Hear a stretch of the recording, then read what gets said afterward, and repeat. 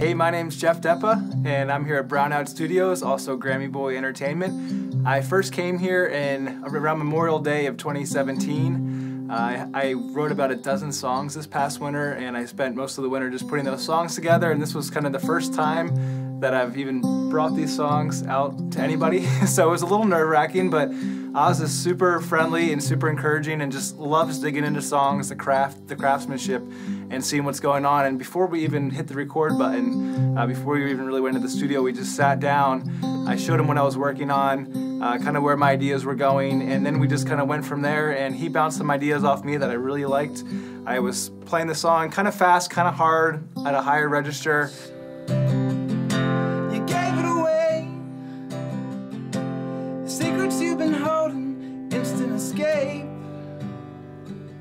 And I was just like, hey, what if we kind of slow it down a tad, make it a little more intimate, bring that sound a little bit closer, bring some of the vocal parts down a little bit.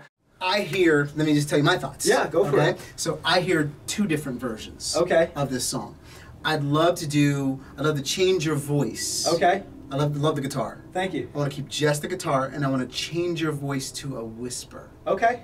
And the reason why is because that is huge for publishing opportunities. And that's what we did, and so we went from this sort of really kind of hard-hitting song to something much more intimate and very TV-friendly, which Alice has a lot of experience with, which is, you know, getting songs on television, so he really has that set of eyes on how to kind of cast things in that direction, and I loved it. We recorded it, and we mixed it all in the same session, and it was in my mailbox by that evening, so as soon as I got home, I actually just put it on the Bluetooth on the way home and listened to it in the car, and I'm like, oh my God, this is amazing. And so it was just so crazy to go from having nothing at 7 o'clock in the evening to be driving home at 10 o'clock and being able to hear this mix.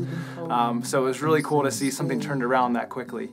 And since then, that track that we worked on Memorial Day, here we are around July 4th, and over the last month or so, I've been thinking about what Oz has said, and I've actually still been making new versions of the song we worked on, and just trying to think, what are some different angles we could take from it. And I think that's a big thing that I like about Brownout Studios is I've been to other studios, and it's just you kind of come in, you do your thing, and you leave.